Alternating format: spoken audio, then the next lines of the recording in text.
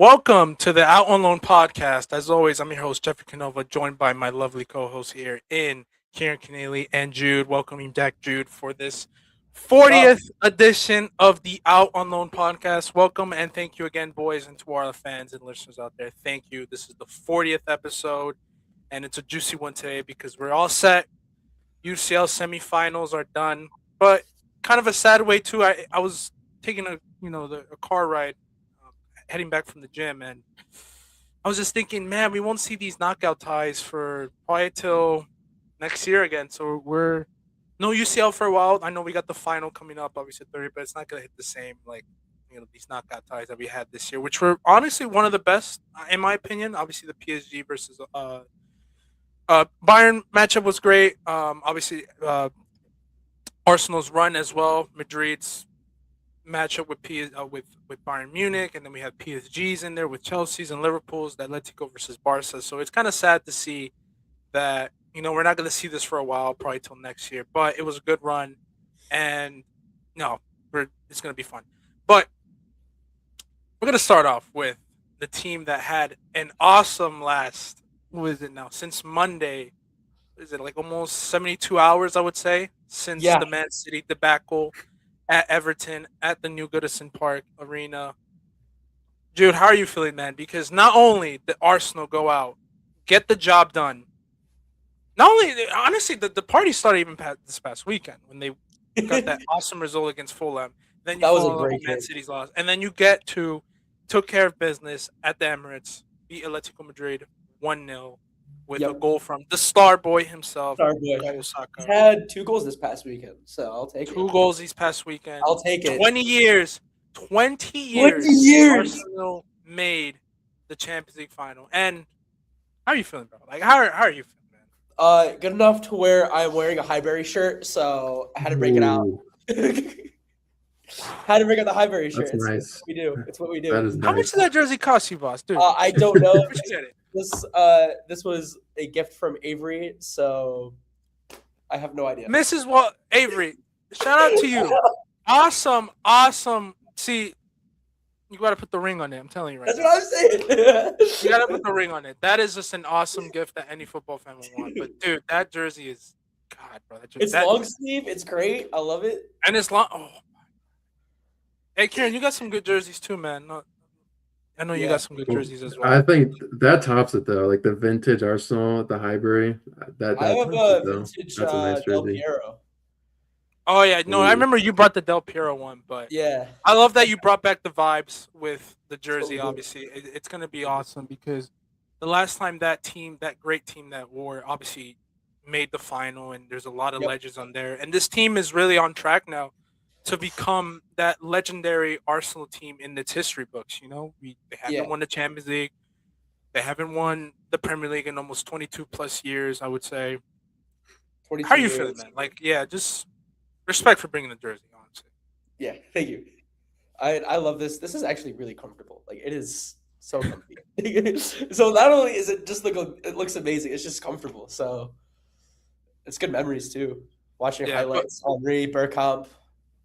Yeah, what are you? I think the question that I want to bring up to you, Jude, is here on the show we've been very critical about Arsenal since really when was it? It was when did we started questioning them? It was before the loss to Bournemouth. It was when they lost the EPL Cup. No, not the EPL. It's the Carabao Cup to Man City. Yeah, Back in what I believe was either late March, right before that international. yeah, it was about break. March. Yeah, And then the following, when they got back, they lost the FA Cup and they lost 2 trophies right there. And we said, here comes the Arsenal of the past. What have you seen in this Arsenal team these last, I would say now, honestly, 2 to 3 weeks now, where they've looked really positive, I would say. I think they're just super determined. I mean, we heard it from Saliba in earlier in the season about I think around January he said we're getting silverware no matter what. We're not gonna end the season without something. We're gonna win something. And so it's either gonna be the Champions League or the EPL. It's one or the other. I think I'll be happy with either one. I mean, but I was talking about it a little bit earlier, but I'd honestly rather have Arsenal win the EPL than the Champions League. because I feel like if they win the EPL, that kind of gets them like, okay, this is telling Europe like, okay, this Arsenal squad is very different compared to what we've seen in the past. They're determined, and it's going to give them momentum into next season to even go even further, to either maybe hopefully win a treble. I mean, or a Champions League, EPL, but I think they have a good chance at winning both this season. So I'm really excited. I'm ecstatic. Yeah, no, definitely. And you said they are different, and you're completely right. Because last season, and really at the start of this season, one of the big things that we've praised about Arsenal, especially at the beginning, was how energetic and lively some of their players looked when it came to just pressing, and I would say also as well just being more fluid in attack. One of the start, and this is where I think there's a shift now, and I completely agree. There's a shift now, and I felt that after that Fulham game when Arsenal went out and brought up this lineup, which is starting right now, which you see right here, which is this man right here. I think he's completely changed your midfield. Yeah. Zubameni has been absolutely disappointing these last really 3 months. His form has dropped off, hasn't brought the intensity that we saw him or the other midfield. I forgot who else they had in midfield Odegaard's alongside Odegaard. Just that lively energy that you needed in midfield to compete against these big teams, right? And we saw in that Fulham game that he started Luis Skelly finally in the spot that he was brought up, which is like, midfield. Because he's been great as a left back. He's been great, but then his form kind of dropped off when Hincapié came in, and then obviously you're competing with Calafiori as well. And then obviously he made a name for himself just starting at left back, but then he shifted into midfield, and just look how much different this Arsenal team looks. They have a midfielder that you're confident enough to say, give me the ball and I'm going to move it forward. Alongside Declan Rice, who just does the dirty work from, tracking back, progressing the ball as well, carrying the ball with his ball carrying ability. And then also just his ability to just cover ground and just cover spaces whenever Arsenal are in transition on defending or recovering possession as well. He's just an elite midfielder in that sense. But I think Luis Skelly, so kind of talk about him and what you've seen from him. Yeah, I really liked how he played. He drove that ball when it needed to be driven forward. I mean, that heat. I did not see the heat map. Oh, wow. Oh, God. That's insane. He was everywhere. He's been everywhere. He's been absolutely everywhere for this Arsenal team. But I'm kind of happy that Arteta put his trust back in him, because I think he really needed that. And then I think we really see his mentality against Fulham. I think that was the game I think Arteta needed.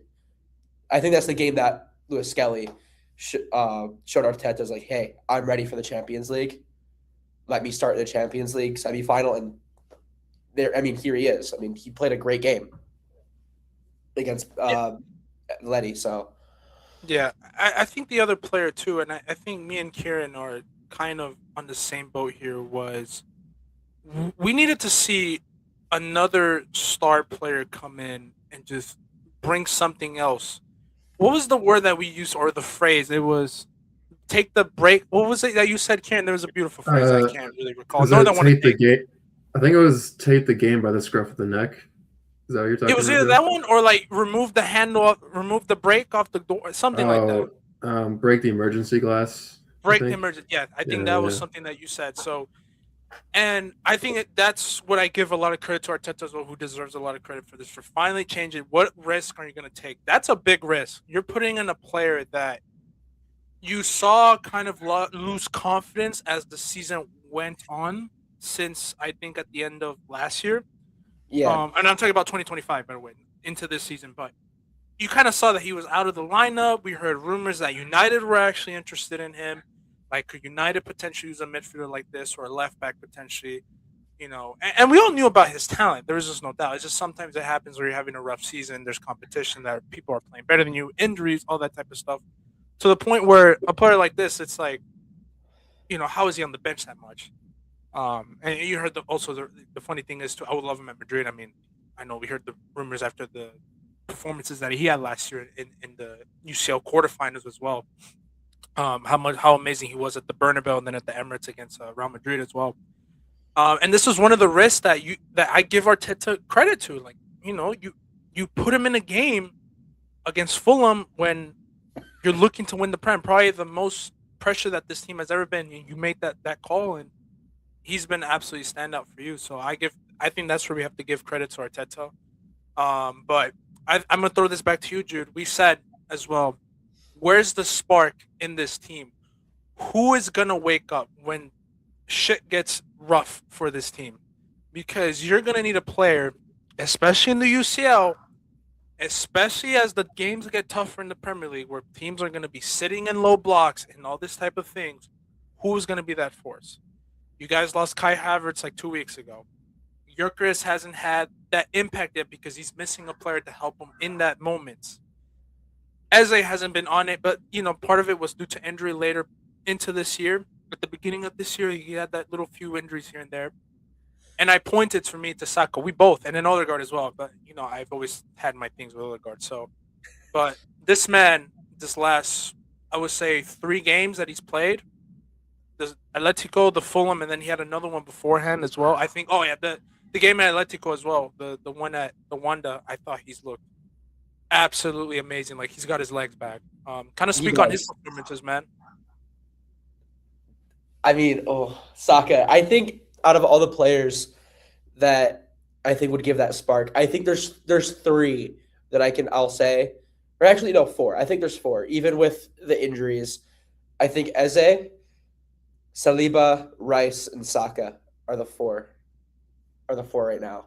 Are like I don't. It's really hard for me to choose who would be that spark, but honestly, with seeing Saka's form, current form, I wouldn't be surprised if he was that spark. Because like he's been like we see it, he struggles in big games sometimes, but we saw him in that first leg of the semifinal. We saw him in this leg of the semifinal. We saw him against Fulham. These past 3 games, he's just been going off on the wing. He's been passing. He's been sending those 3 balls to Gyökeres, and we did see that one connect with Gyökeres against Fulham. So I think he kind of found his rhythm again, which is great. So that's what I have to say. Yeah, most certainly. I think with Saka, I've just been very. It's looking like he's back. There are we've heard the things about him being washed at 25, heading into 26. We've heard all these things. I even brought up the fact that I was like, maybe there needs to be a position change because you got to consider the fact that what me and Kieran have been talking a lot about as our friendship have grown over the years is just the amount of games being played for every one of these athletes. Heavy loads for players like Vinny, for players like Lamine Yamal, who's now getting hamstring injuries. Jude, for example, and Bukayo is one of them because we've seen since he's been 17, 18, he's just playing heavy minutes, heavy minutes, heavy minutes with England, with Arsenal, with in the Champions League as well that he's later gone into in his career. So I'm just happy to see that his legs are back because he's still a great player. Like I think I've never had doubts about him being a great player. It was just, can you win in these big moments? Can you turn up? And then we need you to perform better heading into the end of this year because they need something. You've recovered from your injury, but you need to find something in yourself to move again and just be active and just beat your man. And I mean, I know it's not a defender, but did you see the way he broke Raul Jimenez? Like, Yeah, did you see how he killed him? He killed him. He yeah. killed Raul Jimenez. He It broke was him. But even then, so is this the way he's shifting his body now? There's more of an agility to him. I still don't think he has that quick burst, but he still has that itch to him to be more creative and just say, you know what? Fuck this shit. I'm gonna go out and I'm gonna try to win this game for my team because we Yep. cannot blow this. And I give that to salute so much to him, man. Like for real. Like he's been arguably um the key player to this whole Arsenal revolution since Arteta's come in. He's been their player. So I'm happy to see that he's back. Great player. But any other players that you think have been very crucial in these last successful weeks, I would say, for Arsenal, unless it's not Arsenal, but more so Man City. But I don't know, Kieran or Jude, anybody else that Yeah. really stands out to you? Um, I remember, I think it was like last week when we were doing, or 2 weeks ago, we did our predictions, and I said that like Victor Gyökeres was going to have to have a couple of big games against Atleti for Arsenal to like maybe win. Last week he got that penalty, controversial maybe, but he scored it. And I think yesterday he was actually really good. Like he created that first goal. with a run into the channel, he created that space for the other forwards, and then he put in that really good cross. And even against Fulham, I think he got one, maybe two goals and an assist. So I think you have to give credit to Gyökeres. I think he's gotten a lot of hate this year for different reasons, whether it's his weight, his physicality, or his, his pace, or whatever. But he and Saka, I think, have stepped up, and these past couple of weeks and have been kind of those key players that Arsenal have really needed. I mean, we've been saying for years that they need a striker who's going to just be a fox in the box, who's going to get those 20, 25 goals ish. And I mean, Gyökeres is what now, 22, 23 goals. So I think he deserves a lot of credit because he has gotten a lot of hate this season. No, definitely. He's got, and I think part of it, rightfully so. I think we deserved, I think, sorry, I think we expected more from him for being that 100 million, like just the amount of money that Arsenal spent on him, the name as well, the impact that he brought for that sporting team, and then obviously the fact that we've all been saying Arsenal need a goal scorer. You guys need a striker to perform. And no, I completely agree. And I think part of it is I think they just look more fluid. I think there's more of an urgency, which is something that we've said you have to have as the season goes on with this Premier League title races. You need to be more active, and I think, and you're spot on. I agree. I think besides, I think Saka, who's just been lively in the wings, someone that can just give the ball to Gyökeres. I think he's been amazing as well. And it's not just his goal scoring, his runs. Like you saw that run he made for, I think really that run he made in the second leg against Atletico. That's just textbook. Like boom, perfect run, hold up, persistent with it, stay with it, go in. You caused havoc through that run, and you get the goal from that. And then the Fulham game, yeah, I think he was absolutely amazing as well. His hold up play, his combinations, everything. I think he's just been spot on, and I'm happy to see him. And you're right, Kieran. I think he's been kind of almost like a scapegoat at times too, when there's just a lot of deeper problems that team was having earlier in the year. So it's good to see that Arsenal, for Arsenal fans' sake, like it's good to see that they're doing well. But obviously, we're gonna hear, and obviously here comes one of the bigger haters for this. No, I'm kidding. One of the bigger haters in Richard. Welcome to the show, Richard. Thank you for having me. No, we were happy. We were I'm talking assuming you guys are like wrapping up the Arsenal discussion, right? Yes, correct. Yeah, we were wrapping up Arsenal. We're talking about. You can keep going. No, no. No, I was just saying. No. I was just saying, like there's a lot of praise for them, with some of their star players, but not for some of us, quote unquote, anti-Arsenal fans. Yeah. Look, here's what I'll quickly say. I was raging yesterday. I mean, Jeff saw it. Jeff was raging as well, and I guess like to some extent it was kind of this whole season. It's like, dude, like what the hell is this brand of football? But I was like thinking about it. There's probably 1,000 clubs in this world that are eligible for competing in a Champions League, a Europa League, or whatever. Where if you were to tell them like, hey, you're gonna like play this brand of football that will get you to a Champions League final. Now it may not be pretty, but that's what it is. You'll get the opportunity to play for a Champions League final. Are you gonna say no to that? Probably not, right? And I think that's how I kind of like see it. It's like with Arsenal, as great as they've been in England throughout their whole history, not so much in the European side. And this is like the one time in like 20 years where they finally get this opportunity. They finally have this team. Yes, I think they can do better, like offensively with the qualities that they have. But if that's what it took them, credit to them. You guys already know how hard it is to like play defense in this league with how soft things have gotten contact wise and whatever. And so the fact that Arsenal and Arteta has found a way to somehow just make things work, make the players like believe in themselves with their skill set, whatever, and bring the best out of them to like get you to this Champions League and potentially win it. Credit to them, fair play to them. Right. I think more of my hatred kind of comes towards like sometimes the fan base and the things that kind of happens on social media, but I always believe like it's always like the loud minority that loves to like run their mouth. Believe me, I'm a fan base. I'm a fan of hated fan bases as well, for the same reason. It's just sometimes the Arsenal, man, they kind of get on my skin, and sometimes Arteta too, like the things they'll say, it gets to me too. But you know what, like Craig, I'm just gonna say, like, credit to y'all. Like, congrats to you, JJ. I know it's a hell of an achievement. Hopefully, like, our clubs can get there again sometime. Maybe not Real Madrid. Y'all have way too much. Y'all are too greedy. Maybe Man United one day, you know. But Okay, now yeah, here comes the diss. My team that's doesn't need really any all I more got to say. disses, bro. No, We're going to like. you guys really don't deserve anything good, bro. No, I'm kidding. I'm kidding. Hey, chill, calma. Says the Calma. United fan that's won like what is it, like 13 Premier League titles in like almost 20 years of Sir Alex Well, Ferguson's yeah, of course reign. we're massive, mate. That's true. We're massive too. We are the kings of this competition, the European competition. Man, you Oh need yeah. to Hey, I got a question for Karen. I'm not, I got a question for Karen as we move on from this Arsenal thing. Rich, I don't know if you noticed this, but Jude brought in his Highbury Arsenal jersey, long I sleeve. did see that. Yeah. Dude, which one's better? Dude, which one's a better jersey? That United one with Ronaldo or that Arsenal? I don't know.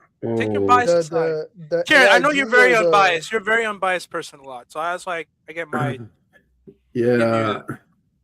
I think I don't know. I think the Arsenal one is just a little cleaner. Like that shade of red and gold is like wow. That's just Right. like that's like the last season of Highbury, I think, when they moved out. yeah.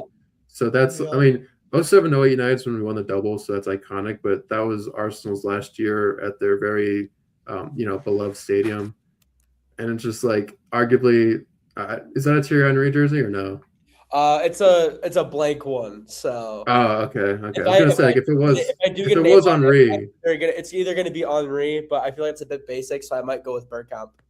I was gonna say if it was Henry, then it's like you have arguably the greatest Premier League player on that too. So it's like another layer to it. Yeah. So I would go with the Arsenal honestly, jersey I would slightly. say Henry is the better player, but I'm gonna say Henry and Bergkamp are very close. Oh yeah, I've heard a lot of Arsenal fans argue that. I've heard a lot of them. And now I can't give my opinion fully because obviously I've never watched that, but I did hear that. Have you? Is it more so based on like ability in your opinion, or more so like greatness and achievements? What is your? I think it's a bit of both because like the one thing I'm gonna say, Henry has that flair, like he had flair, but he was like the thing is that's not Henry part. He was fast, he was aggressive, but like Bergkamp had the again. I said Henry had the flair. I misspoke, but I think it was Bergkamp that had the flair. Bergkamp had the flair. Bergkamp had the flair and had the creativity. That I forgot who was against that one first touch where he like was it with France where he blitzed through everyone? That clip scares me every time I see it. Wait, was this? Are you talking about the clip where? Are you talking about when Henry literally speed blitzes like through an entire team? Like first touch where he the first time. Oh my bad. I think it was against United. I don't know when that was, but no, I do remember it was like the Bergkamp. Like they made it a name for himself, like the Bergkamp. In the air, and he like tapped it around the defender. Right. Yes. No, look. Can't recall. Bergkamp was smooth though. I'll give. No, Bergkamp was smooth. Again, yes, he's cooking with that. No, I Henry blitzing through. From the clips that I've seen of Bergkamp and Henry, I would say Bergkamp is definitely has a little bit more flair to him. I think Henry had the flair, but Henry, for me, obviously I would still say Henry because Henry had the raw athleticism that the clip. I don't know if you've ever seen this, but that clip where Henry literally runs through I think it's with the French national team when he was a bit younger, where he runs through from like all the way from center of his own field to like the other half. That clip scares me. That is not like that is not real. I don't know why. I feel like that clip is like sped up, just like how. So? No, I've tried. I've seen it. I've done my research. That clip is real. That's crazy. Jesus Christ, was Henry just a dangerous player, man? I still I feel like I remember when people were talking about. I think it was Kyle Walker against Henry. That interview that he did with him. He was like, "Do you think? Oh, you can take him on like on the left in my prime all day." Oh, yeah, I think he would. He's killing it. I'm very curious to see like how Henry would do in this modern era with his speed because you know what's funny? It brings up. I'm gonna switch combos here and I'm gonna go to the next topic because I would be curious to see how that Arsenal team would go up against this PSG team, which obviously we're gonna talk about next. We're talking about fullbacks and wingers, or that are like the Invincibles versus this PSG. No, wait, what? We're saying squad. All right, this current squad. What about this current squad? Yeah, against PSG, how's that gonna look? Or Ooh. sorry, I just got confused for a second. We'll go Yeah, on no, to that. I just We'll I go just on to got this cut off. PSG So team. We'll go on to this PSG team. But as always, here comes the Arsenal fans and the delusions again. Please, as always, follow Stone's pictures. As always, shout out to the Goat himself for posting our content on Reels, on Instagram, everything. Shout out to you, Goat.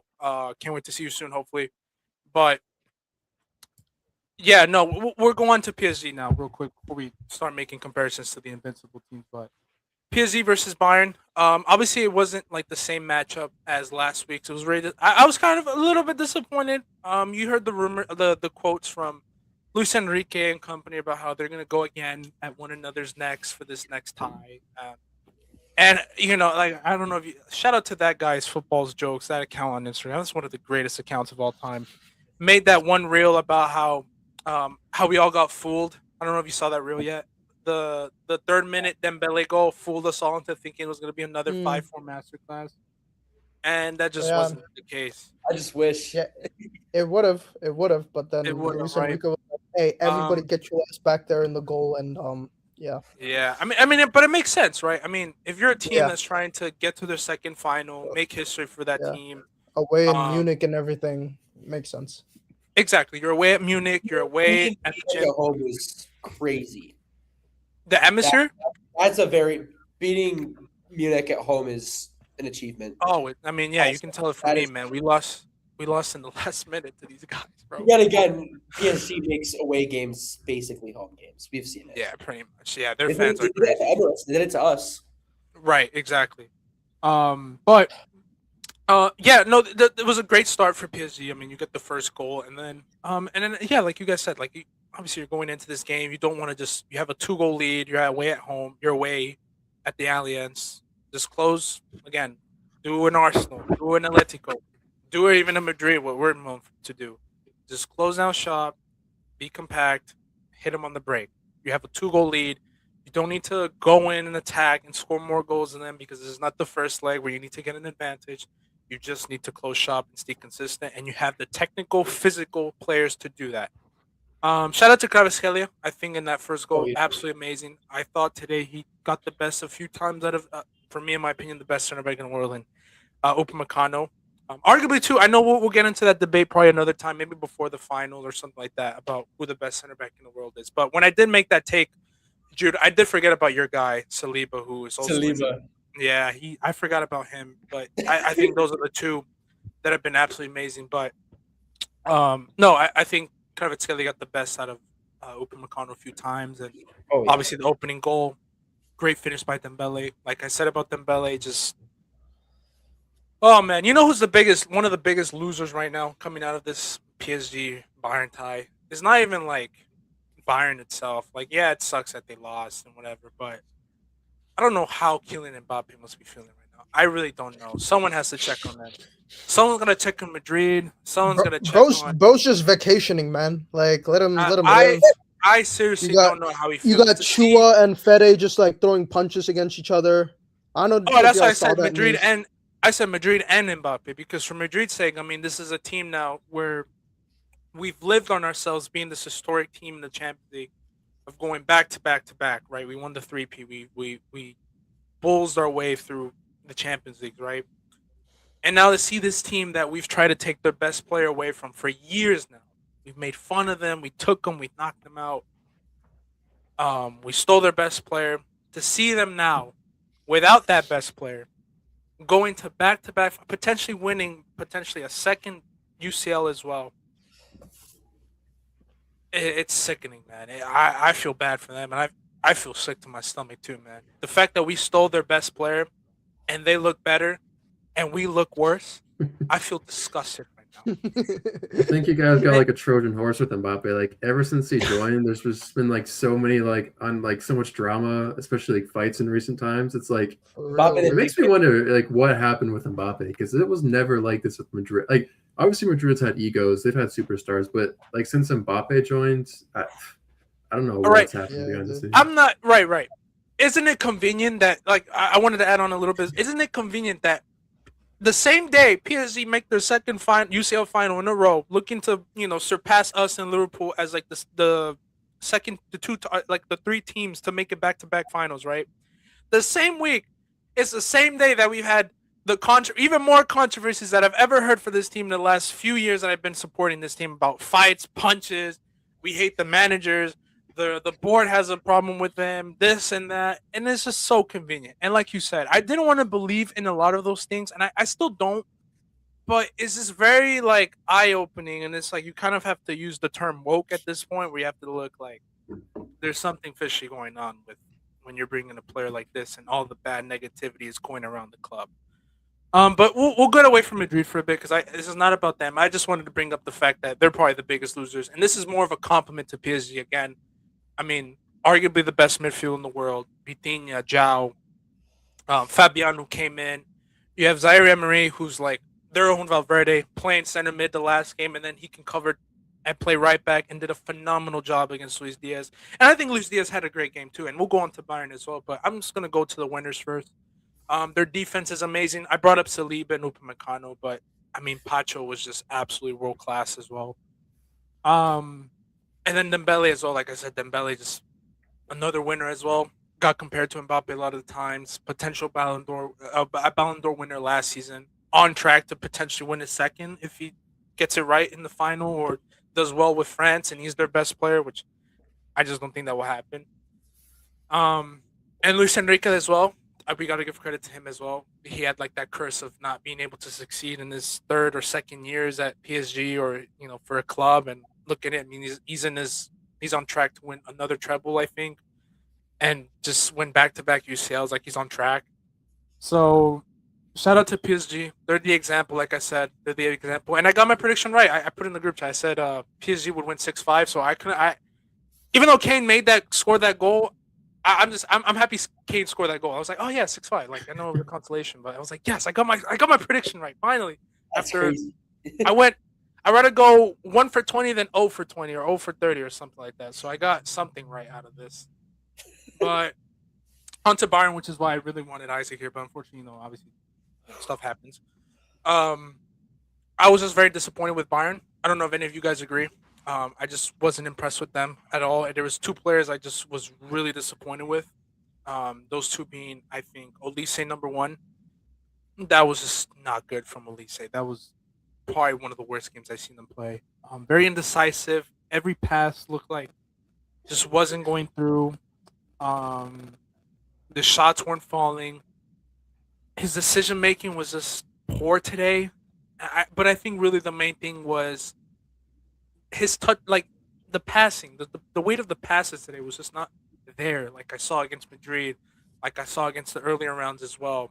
In the Bundesliga, like you've seen as well. Even in that first, like when he went up against PSG, I just wasn't impressed with Elise. And then obviously the second player being Kane as well. I just thought Kane just didn't put his authority in the game until later on when he had a few moments here and there where he was going up against Vitinha and progressing the ball forward from certain spots, but just looked invisible again in these big games. I don't know. What are your thoughts on Bayern? What do you think they lacked? For me, it was like the whole team was disappointing, and we talked about how the managers were going to set up. I think Bayern expected PSG to play like they did last week, where it was like full throttle, high octane, very fast paced offensive football. And as soon as PSG scored that goal, they kind of became more conservative, a bit more compact defensively. I think that surprised Bayern. They looked like they were a little shocked by that. They looked like they almost didn't know what to do, which is weird because they're so good in possession that they should kind of thrive in that, especially being at home. But they looked like they just didn't know how to deal with a more defensive-minded PSG. Like they kept moving the ball back and forth. They weren't creating a ton of like clear-cut chances. So I think like plan A didn't work, but they almost didn't have a plan B. I mean, second half he subbed off 2 defenders for 2 more defenders. That was a little strange. I mean, if you're 2-0 down in aggregate, you don't want to bring on another couple of defenders. But yeah, I think the whole Bayern team was just a bit off tonight. I think they were just very surprised by PSG's setup. Yeah, agreed. Olise, I don't know. It felt like as if he forgot how to dribble that game. I wouldn't say he was lost. Like I think he had he knew what he was trying to do, but the execution was just like off. It was off. And then I think if anything, that's more credit to PSG's defense because like I didn't even know like they can be that good defensively. I mean, Right. Pacho and Marquinhos, what a duo, dude. Like I know we gave a lot of credit to Saliba and Gabriel this whole year, but those two center backs, I mean, wow. I feel like we kind of like underrated them. And maybe Yeah. it's just like Not me William though. Pacho just playing. I've been big on playing- Pacho. Yeah, exactly. But maybe it's just like William Pacho just played his best game ever in his career. And like the way he tightly marked Harry Kane and just that whole backline in general, not giving, and especially like, Nuno in the first 5 minutes getting that yellow card. I was like, oh, damn, that's going to be trouble. Alicia's going to like hunt him. Nah, man, like it was nothing. Like they kept it nice and tight. It gave no sense of space whatsoever. And yeah, like Kieran said, like I think Bayern just didn't know like how to answer that because one, they didn't expect it, and two, it's like who do you even like sub out or even like take out like from an Olise or Kane because the bench quality they're just not going to be able to like also create anything if they continue to like play defense like that. So shout out to PSG defense and shout out to Pacho, much deserved man of the match. And I mean, what else? Like, yeah, I think that's really all I got. Just that defense was elite, the offense was stagnant, and and the other thing, I think because of that, like it just gassed Bayern. Like I think after the 65th, 70th minute, dude, the way the midfield was just jogging, and like they just didn't have the energy to like sprint up and like get going. Like that was like sad to watch because that's when I knew it was like, damn, like it's done, it's over. And yeah, like credit to PSG, congrats on like getting back to the final. But I will say one other thing, I just did the math. 7 years ago, or was it 6 years ago? Like when away goal was still a thing, Bayern would have won this game if away goal was a thing. I think if you No, if you I do the think if math. they would have yes and no, because I think if they would have tied it, then I yes. forgot about away goal.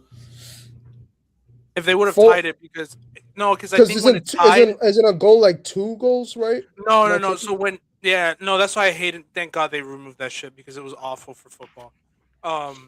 But no, I think it's if you're tied, right? Like if it's 3-3, but let's say Bayern scored 3 goals at PSG's ground, and then PSG only scored 1 at their ground, but they're still 3. In aggregate, Bayern go through automatically because they had like they had more away goals. But let's say PSG, let's say PSG scored, and then they go to extra time. But let's say PSG, I don't know, something like that. It's weird. Like it only takes into consideration when it's tied. They don't take into consideration. and that's the when aggregate it's, score, not like right. Let's say if it's tied, they win. It's like okay. almost like a table, right? Like if we're leveled Okay. on points, right? If PSG and Bayern were level on points 3-3, they take the next into consideration. Like, okay, so who's next? Like, what was the next thing? Was it yellow cards? Was it head to head, or goal differential? So in that time, it was if it's tied, but we scored 3 away goals, then we go through because we scored more away goals than them than when we went to their ground. So that's why it's okay. like you have to win the tie if you concede less. Like it's very silly and it ruined the game a lot for a lot of great matchups. But no, Jude, any thoughts for you? I know you were probably like licking like you're like bad defenses. Like I would say, did you have a preference before? Like who did you before the matchup? Who did you want to face? Like after you're like, who do you want to see win? I really wanted to play Bayern in the final, just because how well we did against them in the group stage. Right. I mean, we did well against PSG in the group stage as well. So I'm not, but I would say again, like I would agree with you guys about Bayern's performance. I would say the one thing, look, I did watch part of that game. I did watch the second half of that game. When I would say Bayern had great counterattacks, but once they got into that final third, they just like completely shut down. They didn't like Kane and Elise, their forwards didn't continue their runs. It looks like they stopped because the way PSG was able to set up, they set up so well defensively that it completely stumped Bayern, and they lost their creativity. They lost those. They didn't. When when a team gets like that, such in a deep like line, and they're able to hold space that well defensively, you have to be creative. You have to make runs, and we didn't see that. I didn't see any crazy runs from Kane that he usually makes. I didn't see any Right. runs to Elise. Mhm. I didn't see any of that. Right, So and I will add on too to that fact too. That was a very questionable substitution from Company as well. I know Musiala was not at his best, right? We yeah, I didn't see understand he that. came back from the leg injury, but I think, like you said, when you need someone to break a line like that, that's a player that I'm sorry, you just cannot take out in these moments. Now, maybe if you bring in Carl, sure, but like the way Musiala was going into that game, that's where I kind of question Company substitutions. I taking him out at this stage of the game. I would have added him and Lenny Carl on the right wing potentially with Elise in between running the lines or whatever it may have been. But I thought that was a very questionable decision too. And you're absolutely right, spot on there. I think when you have no space there, it's just so tough. And I agree Oh, with actually, everyone. sorry. Real Go quick, ahead, go ahead. I did notice Jonathan Ta next to his name, like there's like an injury sign there, so I think that's why the Kim Min Jae sub was made. And then obviously like Davis was the other one that was made, which Yeah, I didn't mind the Davis sub because it's like like they probably did need more energy from the fullback that as Stanisic or Limer wasn't really providing. But yeah, like I think I would have probably brought in Lenny Carl earlier, and I don't know, maybe even sub in Olise for it because he just didn't have yeah, it he today. was off. He was just awful, and I agree with everyone. I think I really like Kieran's though and Jude's in the sense that it just felt like for me my word was there's just a lot of suffocation and desperation as the game went on. Even though there was like 30 minutes, I just feel like are they really gonna get something? Like PSG was just absolutely amazing, and this is where I give again this team so much credit and how dominant they can be is because they have so many ways to kill you. Obviously, the best way is they're gonna high press you. You saw them do the first kick. You know that shit where they kick it out the ball and then they just want to press you. Like that is so that is I've never seen that in football. That's just insane to me. But they're so That was so adaptable much fun to because watch. again, not only do they have the arguably the best technicians in the world with their midfield, but they're so physical and dominant where like they can go into games beating you in the counterattack, maintaining possession of the ball and opening spaces with the wingers that they have. But then they can just sit deep and play low because they have freakish athletes. Like you have Nuno Mendes who looked like he was gassed. He looked like he was out of it. Like he was puffing and huffing and puffing like he was on like his last gallon of tank. Like just like call up Trump to pull up the gas prices because I know he needed gas. Um, I had to do that. I was just thinking about gas. Gas prices are insane. So lower your damn gas prices. Look at poor little Nuno Mendes out there running on fumes. And then obviously Zaire Emery in there as well. Like it's just a lot of physicality with PSG stuff that I just it's just a scary dominant team and one of the best, arguably now if they win it, European teams. And someone brought it up too. They're starting to get into this factor of inevitability. Like they're just gonna Mm-hmm. go into these games. They were doubted. Like Karen and you predicted Bayern to win. Isaac obviously predicted Bayern to win. But there's starting to be a little bit of an inevitability factor into them, where they're just gonna go into games and win. And Yeah. I think a lot of people don't talk enough about how physically. We mentioned Henri, like how quick he was, and like how would he deal against these wingers in today's game.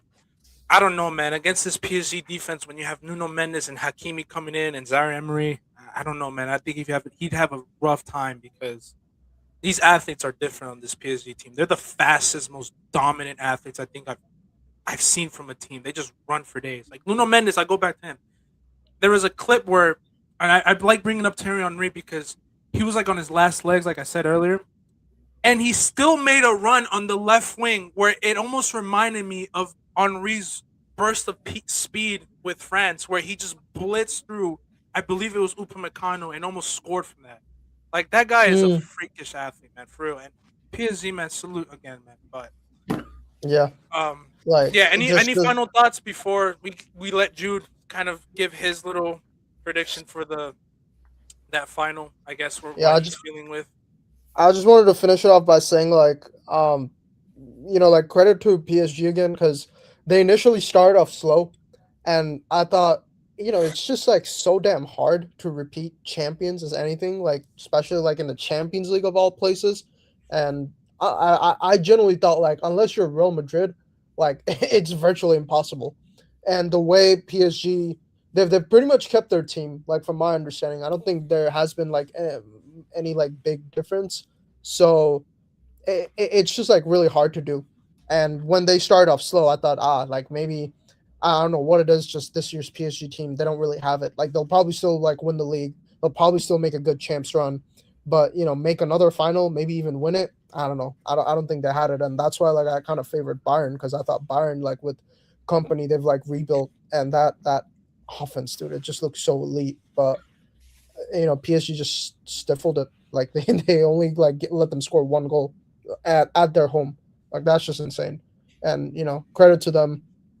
They'll probably finish off the league pretty comfortably, like win the league, and then we'll see what happens on May 30th. Yeah, Kieran, any thoughts for you? Any final thoughts? I know. Yeah, I guess like another player to give credit for is their goalie, Safanov. I thought he had a good game of goal. I thought he made some very like maybe not world class, but very like very smart saves. I know months ago we questioned why they sold Donnarumma. That would be a very big hole in net. Lucas Relier came in. He was not great. He was making some errors, and then Safanov came in and he did a really good job. I thought he made some good saves. Like he probably won't get the credit that like Pacho gets or maybe Nuno Mendes tonight, but I thought Safanov was a very good pair of hands in goal for PSG. Yeah, he's been massive for this tie as well. I know that was one of the things That's right. Again, I'm sorry, PSG. I can't believe almost 2 months ago I had Chelsea beating this PSG team. I can't believe what the fuck was I thinking? Or what the fuck was I thinking? What in fucking name was I thinking? Putting this damn shit Chelsea team to beat the what was I thinking? Bro, man? Kieran and I were like debating you and Isaac. I was like, oh, like you think PSG is consistent? Y'all haven't seen Chelsea, bro. Oh and Chelsea, God. forget inconsistency. Chelsea just like took a nosedive. Oh like, they just forgot how to score a goal and like play football in general. I mean, to be fair, they did score past this PSG team, and I was concerned about their defense. But like you guys said, we've mentioned Saliba, I've mentioned Upamecano, Pacho deserves much love. But I've said that goalie, I was like, who's that goalie that they're gonna put in? I don't know this Stassanov guy. I don't know. I've seen Chevalier. That dude's crap. That dude is not good enough for PSG. That dude should be sold immediately next summer because he lost. They lost to Tottenham. They could have lost to Tottenham in the Super Cup final too. They could have and they should have lost. So, but no, I mean, don't even know. if Safanov isn't bad, like Robert Sanchez is worse. Like, trust. Yeah. That didn't clock to me. Yeah, I don't know why. I don't know what. I gotta check what I was eating or drinking that day because I need to erase that out of my system to make. That was probably the worst prediction I made this year. The worst. No, that was not the worst prediction you made. That was not the Bruno one too. Was it the Bruno one? Yes. Oh yeah, fair enough. Yes. Wait, what was the Bruno one? What was the Bruno one? I think I missed this. Goodness gracious.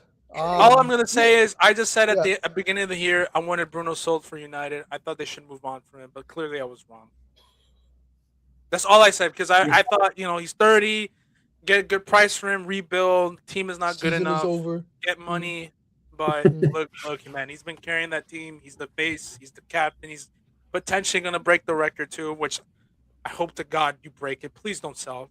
Just don't sell, Bruno. I've gone from wanting you to get sold to breaking the record. So don't sell. Just don't sell. Just don't sell. All right. Cheers, mate. But yeah, before we go on to Jude's, a little bit of his final thoughts on the final as well. Take a quick little break here, but as always, please follow us on YouTube, Instagram, TikTok as well. Please, shout out to the comments and everything. The fans out there, our followers out there, much love to you all. As always, for the 40th episode, thank you again, 40th episode, boys. I appreciate it a lot. But yeah, it's kind of to close off the show with a little bit of Madrid talk too. Jude, how are you heading into now? As May 30th and May 24th. Also, where is the finals? I think it's Budapest, right? Budapest, Hungary. Yeah. Is that a good stadium? Search it up, Richard, then I want to see the stadium. It's going to bring a good ambience. Well, it's called Puskas Arena, so. Fair enough. How big That's is a good start right there. Yep, fair enough. But Jude, how are you feeling, man? PSG and Arsenal. I know I don't. I think for us, the panel, we won't give our full predictions just yet. But how are you? Just what are your feelings for that? Like, what are you? What are your feelings? Honestly, seeing how well both teams can defend and attack, I think it can go either way. I think the final, if both teams were to score in regulation time, whoever scores first, I think is going to win it. Whoever scores first is going to win it. If there is a goal, I think it can go 1-0 either way. It's going to end 1-0. It's either going to be PSG or Arsenal. If it were to go to pens, I think PSG is going to take it. If it were to get to that, Right. that's I don't that's know how I about see it. that. I'm not too sure about that. Only because I think Raya's a Raya better is very goalkeeper. good. Raya is very good, but he has made some amazing penalty saves. So you Like, might be right. Maybe I'm tripping. but the Yeah. thing is, he's very good with penalties, but when he's inconsistent with penalties. He's good, but he's inconsistent You're when right. it depends. And I did forget that PSG. See, I'm just sleeping on PSG as always. I did forget they have Nuno Mendes to take penalties, Vitinha who takes penalties. They have Dembele who's been an elite penalty kick taker as well. Arguably, Nuno Mendes is the best one, which I didn't add on to that as well. You have Kvaratskhelia who's very consistent and clinical. Who else am I missing? Fabian too. He can rip one. João Mhm. Neves, And then- probably. Gyökeres, we have John Neves. Yeah, but you Yeah, guys have but- Saka, Gyökeres, Rice. Gyökeres is fine, Odegaard, but then Rice, yeah, Odegaard's yeah. probably gonna miss another one. Oh man, Hey, if the he pen lands I there, saw it's him selling one thing. take live, he scored. So Okay. Yeah. No, definitely. I Okay. see the confidence in there. I mean, obviously, I think I think the reason my just little want feeling. Odegaard to get his confidence back. I want to see that again. He's Yeah. definitely been struggling with it. My little feeling that you mentioned, Jude, about the final is it could be a 1-0, and I completely agree with you. I think that this is more going to be like a 1-0, 2-0 final. Like, I hate to break it for you, which is why I'm kind of sad that the UCL like knockout rounds are done, is because I don't think we're just going to see this excitement again. It's not like an NBA or like even that's why the Super Bowl gets criticized a lot. It's like a boring, very like tactical game. It's meant to be. I think it's gonna be the same thing where it's just gonna be kind of dead. Like I'm not gonna lie, it's just gonna be very tactically influenced. Like position. Let's close up here. Let's not prevent. Let's not concede too many goals. We're not gonna see this and that. And it kind of sucks for the final because it's just the last what was it 3-4 is just kind of like obviously as a Madrid fan, I'm taking my bias the way that Dortmund final was obviously amazing, but taking away from it is just kind of like it's 2-0. Like there's nothing special. There's no like dramatic. What do you want to see another 5-0 that PSG did to? No, Inter and then Milan? I was gonna add. Then last year's was just awful because obviously Inter got technically destroyed, so it was just not a great final. So we're just heading into another final where it's like it's not gonna be as exciting as these. Hey man, you I never think know. it could be exciting. I think with how both teams can play. I mean, we've seen Arsenal; they can play exciting football. They This could, but I'm just like, They but like can- you said, and they we do. saw today. But like we saw today, and we saw yesterday as well for Arsenal and Atletico. It was just a very good tactical setup where you just have to close down certain lanes and you got to find the right spots and you got to pick your moments. That's what PSG did exceptional today, and that's what Arsenal did exceptional the other day as well. We got the goal. Okay, we're gonna not allow Atletico to break us through. If Sorloth comes in, we got Gabriel and Saliba to shut that down. If Julian Alvarez is going to make runs around the middle, we're going to drag a center back to come up to it. And we're going to put other people around. So it's just it's stuff like that where you have to give credit to the managers, obviously, and Enrique and Arteta. But for us, the fans, we're probably not going to be like super odd. Like it's probably going to be another dead final where like it's a 1-0, 2-0, and then that's it. Like it's just we're not. That's it. Whoever went, like you said. I'm kind of think excited to that's see how Arsenal is going to lock down Due. I'm really excited to see how they're going to do that. You're focusing on the wrong winger, buddy. No, You're 'cause focusing on the wrong winger. Dembele- Yeah, Dembele. No, not even wrong No, one. the striker, Wrong like, The one, Georgian, buddy. bro. It's the Georgian, my guy. There's a Georgian you got to worry about. You got Ben White potential in him, or if Julian Timber comes back, I don't know what his health is going to look like. I mean, he might turn into Mendy defensively, but oh, I Lord, don't know. bro. man. Calafiori I on think him, you're bro. worrying about the wrong winger, buddy. I am very talking about Calafiori. I'm so bad. I'm so happy he's back. I'm so happy. Oh yeah, He's been struggling with injuries. I mean, but once he's in a groove, he's so good. Yeah, I He's know a lot of people so criticize good. him, but no, I've been a big fan of. I thought we were gonna get him that one summer when you guys got him. I thought we were gonna get him Yeah, alongside with Lenny Euro, but then Euro got snatched by United, and then you guys took him way before us, I think, as well. I thought that summer we were gonna get him to replace either like a Militao, who was just injury prone, and then Rudiger, who was just coming off like a crazy season. But no, he's been solid, and he's gonna have a big matchup against whoever's on that wing because you might get Barcola on that right wing, you might get Dembele in certain moments.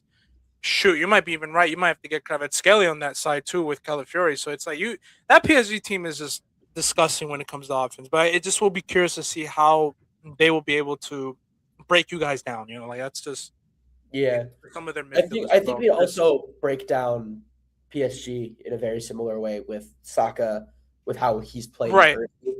Um, Right. with how And he's Nuno playing. hasn't been looking great these last few weeks either. Gyökeres So- is his physicality's gone up. Definitely. And he's gonna have a big Um, matchup with Pacho too. It's gonna be. Yeah, I mean, who else are attacking? Rice. Right. Too. Once he gets going, he's very hard to Yeah, stop. he's been good too. He's been really Once he good. gets that Not pace, PFA Player of the Year though. One That's thing for I sure. noticed about Saka too is like, yes, he has like kind of lost that explosiveness from like a standing start, but once he has a little bit of momentum, if he makes a move, that defender's going the other way. That's Saka's biggest Oh, trait. We saw it against Fulham. He had a little bit of Yeah, no, that's what. like yeah, momentum he has going in. He's terrifying. I mean, there's a difference between Jimenez and Mendes, but like, yeah, I mean, Yeah, we'll there see, is, though. but there's a huge difference. But huge No, difference but he's between right all the though. But players, he's right. still. No, but he's absolutely if right. I'm gonna say Saka won't be able to send Mendes like he did Jimenez, but I think, but all he needs is just a tiny bit of space, and once he has that little bit of momentum and he makes that slight space, he's either gonna explode and cut in, or he's gonna whip that ball into Gyökeres or back post, and someone is going to be there. What I'll say is, especially the way PSG played, bro, like that space is not going to be given. So Saka is going to have to create that space with his dribbling, if he can do it. And if not, then like it's going to be a bunch of like side passing till y'all like get forward, and then maybe somebody takes a shot, and then we'll see. I can also see Trossard doing decently well against PSG. I can see that too. Oh, I can see it. I see it. I see it. No, Hakimi. I'm not gonna lie. I trust Martinelli more than Trossard, and that's not even an upgrade either. But off the bench, I mean, maybe Trossard starts, but Martinelli against Hakimi in the counters or Trossard, even Zaire. See, if I'm crazy with PSG, I'd start Zaire Emery just to help you out in that certain situation. Even Zaire Emery might lock down. Like he's not even a natural fullback. Like he just, I think he would lock down Martinelli or like look at what he did to Lucho today. I thought Lucho was amazing, but even at his best game, I thought Zaire did a really good job trying to lock him down. It's just that Lucho just had an amazing game, just wanted to go for it and was efficient with his decision making when he did get into those one-on-one situations and stuff like that. But I don't know, man. That's Lucho Diaz, bro. That's not Martinelli and Trossard. I'm sorry, like don't make Arsenal fans look bad, man. All right. Yeah. Well, what I'll say is that on paper. Yeah, go ahead, Kieran. No, I was just gonna say if Trossard has a man of the match performance, we have to clip this and like give Jude all the credit. Like imagine he predicts that Trossard like wins the Champions League final. I swear to God, if this happens, that would be insane. Bro, he scores like a Mario Götze type finals goal, like against like does that what a pull. What a pull. Written in the stars, like, right bro, there. you're telling me this like little ass Brighton dude like actually scored a Champions League winner, bro? This like, random guy from Belgium, he's okay. Dude, at that point, I might as well like buy the Belgium-Iran game that's happening in SoFi for World Cup, bro. I was like, not too much Kevin De Bruyne or like Chanel Lamens or Courtois or whatever. Nah, it's too much this dude named Leandro man of the Trossard, match bro. winner. Yeah, forget Hazard, forget Lukaku. It's Leandro Trossard. See, this is what I mean when I you know what's funny? I was gonna say too, like. I don't want to bring it up just yet because I think we're running out of time here. But I was gonna say if you guys do win the double, I think the world will explode. Like I'm gonna cry. I want honestly, you dude. This is what's so frustrating about. I'm gonna cry if we no matter what's gonna happen. Like I would be happy for you, but like I said before the show, I would be really happy for you, to one of my friends, Sam Carosa. I love Sam. He's my captain. Yeah. Any of you guys, I'll be so happy. We're gonna get Sam on too. We're gonna get him if you guys You do win better the get double or Sam. whatever. Oh, We're gonna get Sam on. Shout out to you, Sam. If you're listening, to it, much love to you, brother. But I'm telling you, man, I'm gonna be happy for you guys because you guys are my friends, and I have much love for my friends. You know me. Like I would be so happy if United just won in the Champions League next year. I'd cry for them. That's how happy I would be for them, unless they beat Madrid. But I swear to God, I'm deleting Twitter. I'm deleting social media because I can already see it, bro. I can already see the conversations that are gonna happen if they win the double. I swear on my life, I'm gonna see that. That's why the thing that I hate about teams is when their fan bases go too much, and they put people into conversations that they're not supposed to be in, right? And that's what I'm scared of. And that's why I'm even scared of PSG winning this thing. Because if I hear Vitinha is better than Modric shouts or Kroos shouts or whatever it may be, I can hear them already. And I'm going to lose my shit. Because that is just not real. That is not true. That will never be factually correct. So if Arsenal win this double, I'm already gonna hear it. Like I can already see Declan Rice is the greatest English midfielder to ever grace the Premier League. I can already hear the fact that like I can just hear like Arteta's the like, I can't hear that right now. I'll give you your props. You deserved it. You win it. But I will delete social media because I will already see what's happening until the World Cup starts. Because then World Cup starts. I will say I think the one Final thing thoughts, dude. Final thoughts before we end up the show. my final thoughts are going to be on Arsenal fans. I think the thing that makes us Speak for all Arsenal fans. all Arsenal. I think the thing that makes us so insufferable is how bad we want this.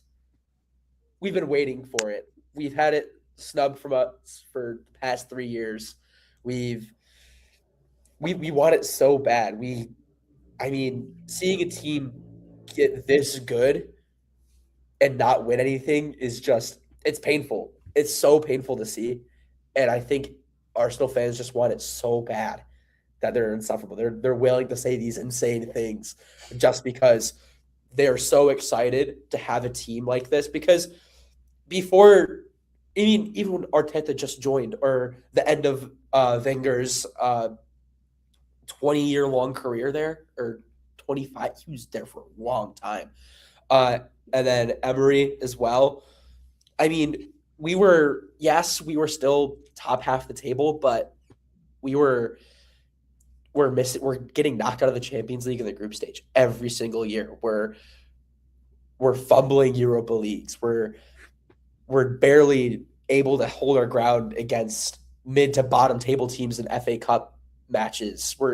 And then seeing a team like this with so much like the team itself has so much passion. You can see it. You see it from Rice. Even though Odegaard is struggling with confidence, he wants it. Saka, I think he's finally woken up. Saliba, again, with those comments earlier this season of like we're getting silverware. These guys want it, and I think us being insufferable kind of reflects that. And it's sad. I'm gonna say I'm kind of embarrassed about our fan base sometimes because sometimes we say the most insane things like, guys, shut up. Come on. Please. No, I get you, man. I mean, that was a beautiful way to like say that because now that I think about it, it makes sense the way you guys are. Like, I bring it up to United. United. When was the last time y'all won in 2013? Right, like 10 years, more than 10 years. Yeah, that was for the Premier League. Yeah. I swear to God, like even some United fans do this. Where like there's some players I'm like, okay, you guys need to calm down. But like, if you guys not with Bruno Fernandes though, I'll say whatever. Okay, fine. Bruno's the acceptable one. Like sometimes with Ahmad, sometimes Amadinho, Cunha. Example. There you go. Point proven. So I get it from that sense. Like if you guys started going crazy in the Premier League, you're close to winning after like 10 years, which is like a long time for the history and the standards that United is. I guarantee you, your fan base would go crazy too. Us, if we won the treble, and if this whole debacle shit that we're going through with our locker room just ended, like next season, just know damn well we're gonna go crazy because we've been losing for 2 years straight. I swear, someone comes in to save this team from the shit that we've been going through with the managers, with the fights between my captain and the best CDM, arguably, at our team. And then you have our best player on vacation, our second best player getting booed out from the fans. We don't know what manager's going to bring in. Whoever comes in, whatever impact or factor comes, we said like Mbappe's come into this team and we've gone down. Whoever comes in and kickstarts us coming back, damn, and we start winning again, damn well you know that we're going to go crazy as a fan base because we waited too long for this. 2 years is just too long for us. 20 years? I don't know, man. Like I get that from that perspective, but sometimes we just need to just calm down a bit, go back to earth, and be like, yeah. Like, and the man to bring back those glory days for Real Madrid, his name is Ruben Amorim. This is where I end off the show here, man. No, Man United. No. We're done. Man United. No, Liverpool, you brought up Ruben Amorim. Loser pool.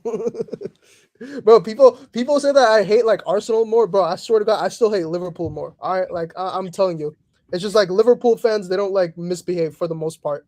But like, yeah, maybe if they were like winning the league and the champs like they did like 7-8 years ago, then yeah, like probably I'd like also hate them a lot. I'd make it like vocal, but yeah. Any predictions? Close off your predictions for this weekend before we do our show. Predictions. United. Who do United play? Sunderland away. Sunderland away. All I'm gonna say is it's gonna be a low scoring game because like nobody scores in that stadium. I don't know if y'all saw like Sunderland's like goal scored total. I don't even know if they've like. I think they're like basically scoring at a rate of like 1 goal per game, something like that. So that means they're gonna score 3 goals against us, then, right? Okay. You know how that works. Anytime that team has a bad defensive record against us, they always just do this. Like, I think it was like prime Burnley under Sean Dyche. They would hardly score a goal, and then against us they would just score 2 or 3. I just know it's gonna happen. Bro, Sunderland 35 games, 37 goals scored. Lord have mercy. Oh wow. All right. I will say Bruno will get 1 assist, and I think he'll tie the record this weekend. I hope so. You think so? Do you think he's breaking it? This your prediction, Kieran? This weekend? I think he'll tie it. He'll tie it this weekend, and then the following weekend he'll break it at Old Trafford. All right. Okay. What's your prediction? Is he gonna break it through a set piece, or is he gonna like a nice pass? What's it gonna be? I think it's gonna be like. I think it'll be like toward the end of the game. Maybe it's like a 2-on-1 counterattack, and he just like lays like a simple 6-yard pass to Cunha. He like scores a wide open net.